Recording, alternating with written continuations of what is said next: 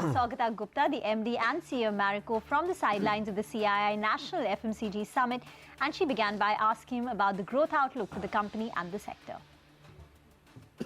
I think quarter four is more or less as we talk about in now we are entered the first week of March, more or less I think we are back to square one to pre-demonetization levels. But I think what is more interesting for the sector is that post GST and the fact that if we have good rains, the first meteorological department is saying the rain should be normal.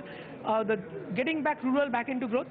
If food inflation is low, I think it will also help urban growth.